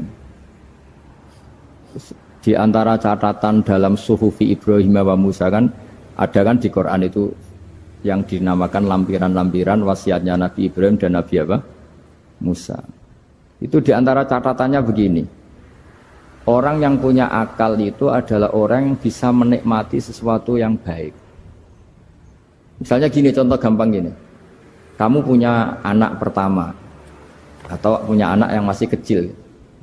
Itu gendong tuh senangnya bukan main. Melihat anak sehat tuh senangnya bukan main. Mungkin saat itu banyak orang yang sedang maksiat dengan perempuan nakal atau dengan teman-teman nakalnya. Yang nganggap seperti itu tidak nikmat. Tapi andaikan ini ditimbang ya ditimbang. Yang maksiat tulan, misalnya paling ukuran bahagianya itu 70%. Tapi yang ini, yang nimang anak baru lahir atau masih kecil, corong Jawa ngeloni anak, bisa saja bahagianya itu sampai 100%. Artinya selama ini kesalahan kita adalah nganggap maksiat itu pasti menyenangkan dan taat itu tidak menyenangkan. Makanya saya berkali-kali fatwa, untuk melawan kenikmatan maksiat, orang harus terbiasa menikmati taat, menikmati kebaikan. Jangan kira kita nimang istri nikmat, nimang anak nikmat, ketemu teman yang lama tidak ketemu juga nikmat. Artinya kita akan melewati berjam-jam untuk jagungan sama teman, sama anak, sama istri. Dan itu harus kamu nikmati supaya mengganti tidak berkebutuhan nikmat yang lewat jalur maksiat. Jadi saya mohon sarana-sarana yang menyenangkan itu, yang taat itu kita maksimalkan. Makanya bapak saya itu sering pesen, kowe nak ngaji sing guyon, sing seneng. Nganti wong maksiat itu karena cari kesenangan. Coba kalau kesenangan itu sudah didapatkan saat taat, maka tidak butuh lagi kesenangan yang berbentuk maksiat. Makanya orang-orang wali dulu kalau sudah sholat itu gak bisa berhenti karena merasa nikmat. Makanya Nabi pernah ngendikan wa qurratu aini fi sholat, nyaman saya itu kalau sedang sholat.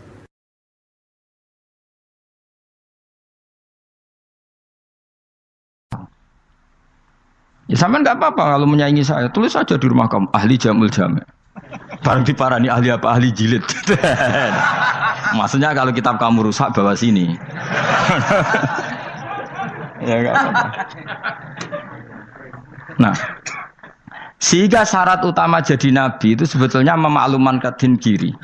Ya saya ulang lagi. Pertama nabi jadi nabi syaratnya apa? Memaklumatkan. Sehingga pertama beliau jadi nabi naik gunung Sofa, kemudian ya maksara Quraisyin halummu ilayya, wahai orang Quraisy kesini. Terus nabi mulai manggil satu-satu, ya bani abdi amanaf kesini, ya bani fihir kesini. Terus saya ini adalah an-nadhirul mubin, saya sekarang diangkat jadi nabi. Terus Abu Lahab marah-marah, tabban laka ya Muhammad alihada jama'tana. Muhammad kamu itu orang sial, kita enak-enakan tidur gara-gara kamu manggil kita datang, ternyata hanya untuk urusan seperti ini. Makanya terus ada tabat yada abi labi watab. Tapi yang iman kemudian tanya, Muhammad kalau kamu setelah jadi nabi misinya apa? Saya diutus Allah untuk kamu menyembah Allah, tidak boleh menyekutukan Allah. Dan Allah memerintahkan kamu afaf. Afaf itu meninggalkan zina, meninggalkan maling, gini-gini. Coba kalau nabi tidak memaklumatkan diri, jadi nabi seklunak-klunus, ketemu wong monggo nggih. Ada tembu dia nggih. Sengerti nak nabi ku sapa? Sehingga orang-orang yang humul, yang menyembunyikan diri itu di bab ulama masalah besar itu. Karena ciri utama dosa adalah kitmanul ilm. Makanya Nabi sidik amanat tabligh fatona. Tabligh itu lawan katanya apa? Kitman. Makanya saya ngaji di mana-mana. Saya di Jakarta ngaji, di sini ngaji, di Pasuruan ngaji. Harus dimaklumatkan ilmu. Dan kalau ada orang tanya ya tak jawab. Saya tuh kitab yang paling aneh di pesantren, misalnya yang mulai aneh lah. Gak jamul jami'. Saya sampai sekarang masih ngajar jamul jami'. Kitab yang aneh. Macane lagi roh judulnya pusing. Jamul jawami'. Kumpulane pira-pira kumpulan. Jadi ilmu apa ae ana ning kono. Sing gak ana ilmu dukun, mboten enten. Ilmu carane bodoni ora ana. Ning kono mok carane mlebu swarga tok. Mane potensi kula mlebu swarga itu tinggi sekali. Cara sing model piye duwe. Dadi mun. Dadi cara sing model piye duwe. Jadi cukup banyak napa? Cara. Sampe nek ndek cara sitok ora mesti kula nu gak ada cara kathah. Dadi nek dari cara iki mentok ganti cara iki mentok. Ya terakhir paling gampang itu coro nganggo fadole pangeran. Iku kena mbok tiru. Pokoke mbok swarga nganggo fadole pangeran. Masalah utama kita sebetulnya itu. Makanya saya tidak pati cocok sama orang sufi itu. Kebenaran itu harus dimaklumatkan. Sementara orang sufi itu ingin menyembunyikan diri. Itu kalau untuk yang alim itu tidak bagus. Wong kita saja tahu itu dokter atau bidan karena tulisan. Ini bidan, ini dokter. Dan mereka jujur, dokter umum, dokter spesialis. Loh, coba misalnya di kota, kamu tulis saja penyalur kebaikan. Orang yang ingin mondok, pondok pilihannya ada, Sarang ada, Peloso, Lirboyo. Kalau saya ke sana gimana? Saya kenal Gusnya, tak anter. Wan keren, juga ada penyalur. Kalau orang bisa tersalurkan ke Korea, ke Korut, ke Jepang karena tulisan, kenapa tidak banyak orang tersalur kebaikan karena tulisan? Enggak orang mau kelunak orang jelas. Meskipun nanti ditawari orang, mesti dulu sih ahli takrib, mesti wong guyu. Ahli Fathul Qori sampai bab sholat. Tulis saja jujur, maaf tapi hanya sampai bab sholat. Tulis saja, ada maafnya barang, maaf tapi sampai bab sholat. Enggak apa-apa. Paling untuk wong sowan, larian modok jenengan 2 tahun. Tapi ini modoknya mau 3 bulan, mulai ngajine dok bab sholat. Enggak apa-apa. Loh itu dulu memang begitu. Rasulullah zaman Sugeng itu kalau ngajari santrinya itu balighu anni walau ayah, maklumatkan ke kampung kamu meskipun 1 ayat. Banyak sahabat kalau ditanya ya tidak bisa karena ngajinya tidak hatam. Tapi ya terus gak apa-apa, kok tak soal Abu Bakar, tak soal Umar, ditanyakan yang lebih pintar. Saking tidak pahamnya sahabat itu lucu ketika ada ayat wa kulu wasrabu hatta yatabayyana lakumul khaytul abyadu minal khaytil aswad. Itu kalau mau tidur ya benar-benar bawa benang putih sama benang hitam, ditulis dipasang di pintunya. Jadi kalau makan diinceng lagi, kok masih belum kelihatan, wah masih boleh makan. Terus begitu. Kalau sudah mulai syuruk, mulai padang, wah berarti sudah imsak. Jadi karena makanlah dan minumlah sampai benang hitam terbedakan dari benang putih. Artinya kalau malam kan dulu kan nggak ada listrik, nggak ada lampu, berarti kalau benar-benar masih malam nggak terlihat, berarti masih boleh makan. Nanti terus dilihat gitu. Terus, ya sudah wakafnya di situ. Hatta yatabayyana lakumul khaytul abyadu minal khaytil aswad. Wakaf dulu. Terus akhirnya Kanjeng Nabi itu piye kok umatku dadi masangi benang ini. Akhirnya Jibril teko. Ini makanya unik dalam ulumul Quran. Satu-satunya ayat yang diturunkan hanya 1 kata itu ya ayat itu tok. Terus Jibril datang, Muhammad ayatnya itu kurang sitok. Minal fajr. Terus ditambahi minal fajr. Jadi minal fajr itu unik. Ada Jibril jauh-jauh dari langit. Iku mau nurun apa? Minal fajr. Makanya kalau kamu nanti dites, kalau ingin jadi dokter tafsir dites, ada 1 kalimat yang diturunkan jauh-jauh Jibril ke bumi. Apa kalimat itu? Jawabannya minal fajr. Wis alim gue yakin alim. Memang ikut tak? Masa ikut? Ergo gara-gara sahabat itu terus masangi apa? Benang ngincang. Akhirnya minal fajr. Baru mereka tahu maksud fajar, maksud apa? Benang hitam artinya malam, benang putih artinya fajar. Sodik sudah menyingsing. Semenjak itu sudah ada benang-benangan karena jadi orang-orang ngono maksudnya iki kurang sithik gitu terus turun apa? Minal fajr ya. Jadi nanti kalau sampai latihan tes jadi dokter apa? Tafsir. Ayat mana yang diturunkan hanya 1 kalimat atau 1 kata jawab apa? Minal fajr. Itu lolos langsung dokter. Pun pinter. Ya pinter ngerpek maksudnya ora digandeng. Lah nanti hubungan kita dengan Allah ya seperti itu. Sejauh mana kita memaklumatkan Allah. Sejauh mana kita mengkampanyakan Allah. Saya berkali-kali bilang, saya kemarin kan di Korea, itu sebetulnya saya yakin hanya doa saya. Saya sering berdoa, ya Allah, Engkau dipuji di langit dan di bumi. Lalu kalau di bumi ateis, itu caranya kayak apa? Dulu saya itu terobati karena Uni Soviet setelah persemakmuran banyak menjadi negara Islam. Berarti itu bukti bahwa Allah pun dipuji di bumi Uni Soviet. Lalu yang kayak Korea kayak apa? Ternyata betul Koreanya tetap ateis, tapi gara-gara diserbu wong Indonesia. 49.000 wong Indonesia ning Korea Selatan. Iku mbok gawe sing salat separuh, iku cek piro? 24, kira-kira ya selawe digawe 20.000. Wis 20.000 salat kabeh, tahlilan kabeh surwame. Lah kok sing ngritik tahlil muni sunah Rasul tok surwame. Pokoke rame lah walhasil. Sitok tahlilan wah itu enggak ada hadisnya. Gak apa-apa sing penting muni hadis sing sitok tahlil muni hadis ya ibadah, tahlil ya ibadah. Mbok lah soal kok bener ding totalan guri, sementing rame, maksudnya sementing rame ngomong visi Islam. Gitu Islam tahlil, sitok Islam sunnah Rasul gak masalah. Wong ape yakin bener saiki ya ora ono klarifikasi, tapi sementing kan kabeh ngomong tentang Islam. Artinya gini, Allah punya cara untuk supaya bumi Korea itu ada yang bertasbih bersujud. Mil'us samawati wa mil'ul. Allah tidak kurang cara. Golek wong kedonyan ditawarik ke sana demi uang. Bareng wis ning kono dielingno pangeran. Segawe masjid, kontrak masjid macam-macam lah, masjid kontrakan ning Korea. Nang kene ra ono masjid. Pusing. Saya pernah ngisi di satu masjid itu gambare pintu gerbangnya bukan salib kan. Ternyata tingkat 1 itu gereja, tingkat 2 bar, tingkat 3 masjid. Kadang ya kebalikan, masjid, bar, gereja. Satu gedung. Jadi malaikat saya tidak tahu lewatnya gimana itu. Enggak tahu itu cara lewat gimana. Karena malaikat bagian rahmat itu enggak bisa dia lewat salib. Tapi dia harus menulis ganjaran yang sholat.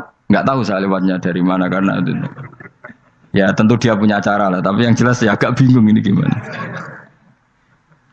Itu pernah yang tingkat 2 itu bar pas aktif. Ada santri yang ya pekerja imannya pas-pasan. Kalau nanti gue sebagai Jumatan mlebu bar pas aktif wae wong ayu. Meh wera Jumatan. Mergo mau tingkat 2 bar, tingkat 3 masjid. Itu ono khutbah yang barnya tetap main.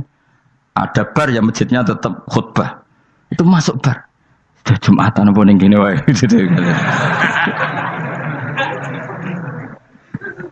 Akhirnya ya di situ beberapa menit terus ada komat Jumatan.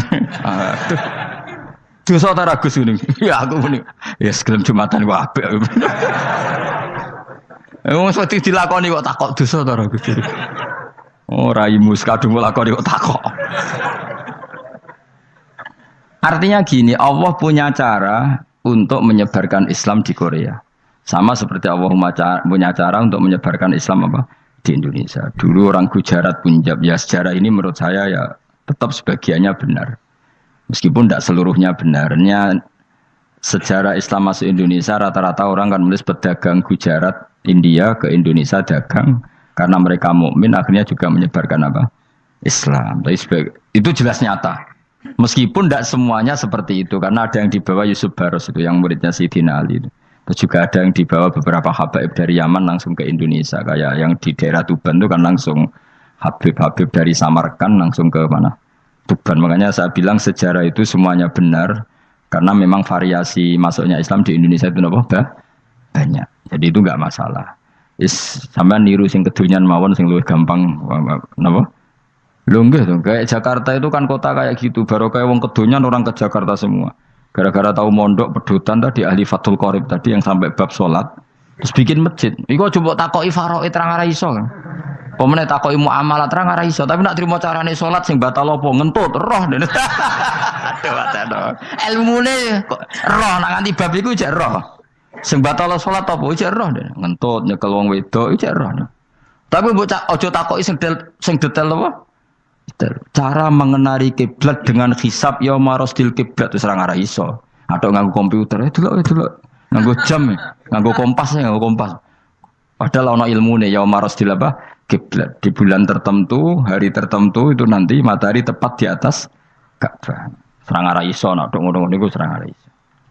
Ya saya ulang lagi ya. Jadi kesalahan kita adalah kebenaran itu kita sembunyikan.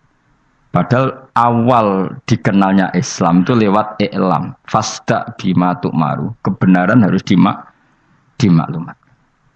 Tapi problemnya Islam Indonesia tuh kadang humul tuh bangga. Enggak dikenal orang itu bangga gini. Oke lah, kalau yang enggak, saya sendiri ya suka humul. Sampai sekarang saya suka humul. Saya sampai sekarang enggak suka tamu. Bukan karena benci tamu, ribet. Maksud saya kalau sowan kiai yang ngaji saja, ora usah sowan. Oh ribet. Ya lucu kan, seneng Gus Bak jare wong alim. Terus senenge mau sowan tok ngaji ra gelem iku piye karepe? Wong kok aneh. Iku berarti kok karo kowe seneng dokter, konsultasi obat ra gelem tapi ngajak jagongan. Dok, jenengan tiyang pundi? jenengan manggen dalam mriki mulai tahun pinten? Lah ya kowe takok dokter kemalan. Mesti nek kowe takok laram apa, obate apa kok malah kenalan. Pindah Jogja tahun pinten, Dok? Lan jenengan kawin mriki tahun pinten? Lah wong jare Gus Bae wong alim kok sowan ngono. Jenengan kelahiran tahun pinten, Gus? Zaman dinosaurus. Wong alim kok takoki lahire iku piye karepe?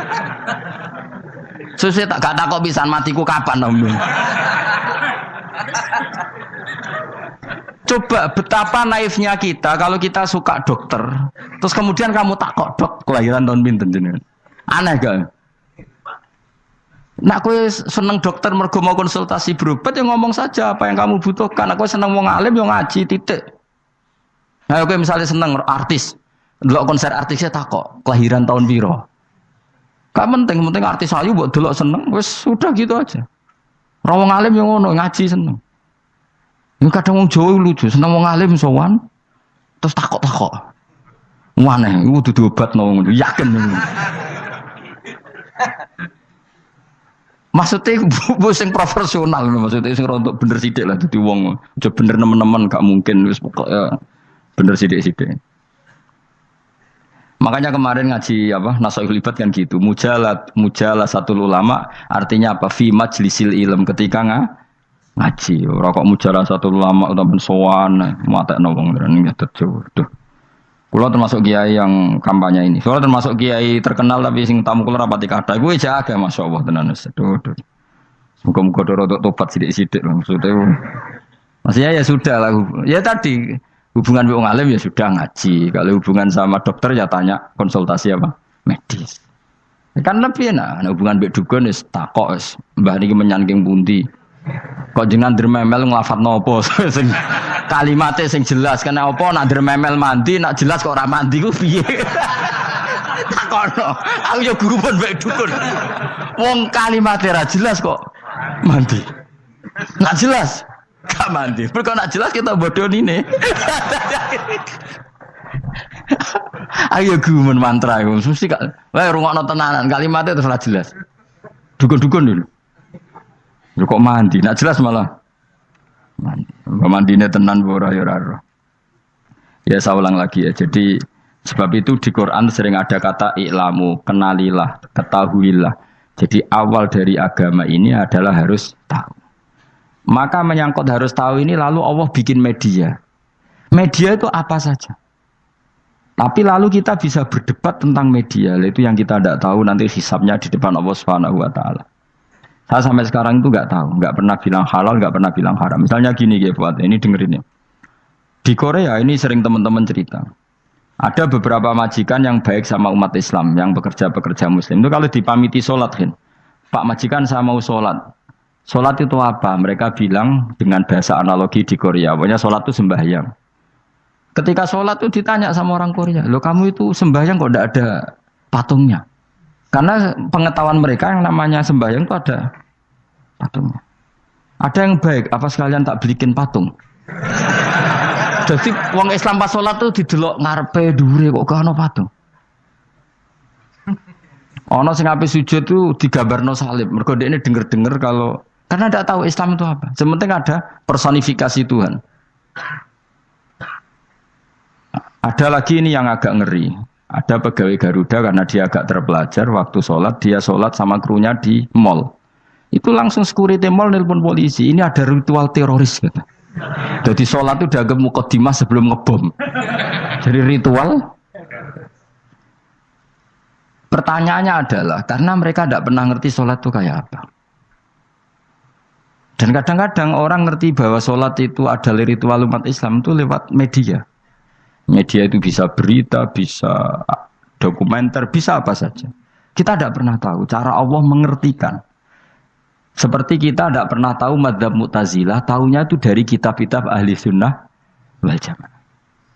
Coba kita semua misalnya tahu madzhab yang aneh, Mu'tazilah, Jabariyah, Qadariyah, itu dari kitab mereka apa dari kitab ahli sunnah? Dari kitab ahli sunnah. Maka bisa saja informasi keburukan itu dari orang baik dan informasi kebaikan dari orang buruk. Kita tidak pernah tahu. Karena ini yang bisa ngelola hanya Allah Subhanahu wa taala. Tidak bisa, kita tidak bisa, hanya Allah yang bisa. Maka perdebatan Ahmad bin Hambal dengan Haris al-Muhasibi itu seperti itu. Misalnya gini, tak kiri contoh. Haris al-Muhasibi itu orang alim alama. Dia ahli sunnah mandat. Pokoknya ahli sunnah sekali. Dia mau ngarang kitab tentang, dia menentang Mu'tazilah. Menentang Qadariyah, menentang Syiah. Terus setelah mau ngarang kitab, ditanya sama Imam Ahmad. Ya Haris, kalau kamu ngeritik Mu'tazilah, awalnya gimana caranya kalau ngarang kitab? Ya saya cerita pendapat mereka dulu, lalu saya saya tentang. Imam Ahmad guyu-guyu. Bukankah setelah kamu cerita mazhab mereka plus argumentasi mereka, jangan-jangan pembacanya sudah tertarik. Pas kamu nentang, kamu sudah dianggap gawe-gawe. Karena kadung tertarik. Saya kita contoh wae, misalnya gini, kowe sekarang rasa bareng dadi wong soleh biasa wae. Aku ana gambar wong wedok montok tak tulis, hindari ini. Kira-kira dia maca hindari apa gambare? Enggak jawab ya, kira-kira lho. Sing mbok nikmati kata hindari apa? Sing mbok eling-eling kalimat hindari apa gambare? Kira-kira. Padahal tulisannya apa? Hindari bahaya ini. Bahaya ndi terus didelok. Terus sing dieling-eling ora hindarine tapi sama. Pendapat Mu'tazilah itu ada yang menarik. Misalnya gini, menurut Mu'tazilah, seseorang masuk neraka ya karena amalnya, masuk surga ya karena amalnya. Apa artinya kalau masuk surga karena fadl Allah? Lalu gunanya amal apa? Mungkin pembaca kan tuh, wah ini proporsional ini. Gak ada ahli sunnah, jadi bus warga mereka fadl pangeran. Kok enak? Lalu gunanya amal apa? Padahal dia tahu pendapat Mu'tazilah itu dari kitab itu, kitabnya orang ahli sunnah. Gak pernah tahu kita. Ya saya ulang lagi. Itu kan ibarat kayak KUHP. Kamu baca KUHP draft, terus kamu cocok.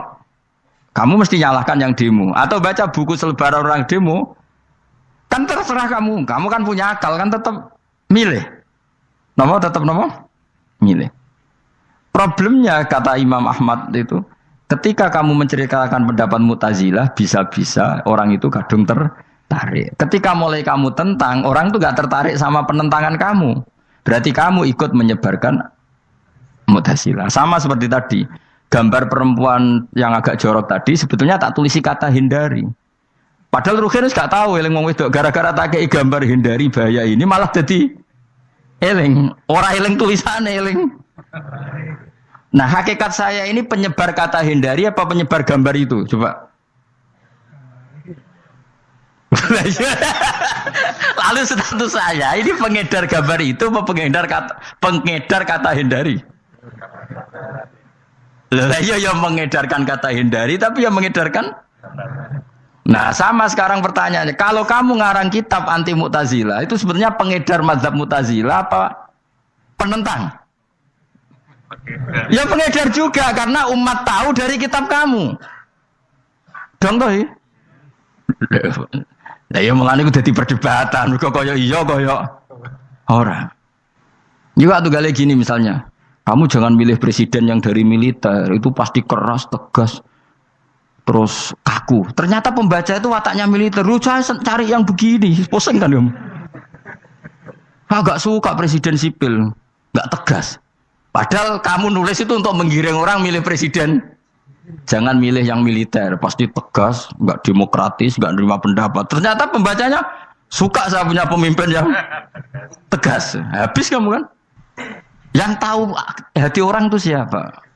Makanya ketika kitab ahli sunnah dipenuhi dengan cerita-cerita mazhab Mu'tazilah, itu sebetulnya kamu itu pengedar apa penentang? Itu pertanyaan Ahmad bin. Akhirnya Imam Haris al-Muhasibi bilang gini. Enggak, maksud jenengan itu ngelarang apa dukung. Pokoknya mangkel. Dari Imam Yo aku pokoknya ngomong ngono ae pokoknya. Terus akhirnya Imam yes nang ngoten ketok arahe jenengan mboten sedo ngarang. Makanya Haris al-Muhasibi akhirnya enggak mengarang kitab itu. Dia sebenarnya pernah rencana Kitabul Firaq fil Islam. Dia mau ngarang kitab kelompok-kelompok dalam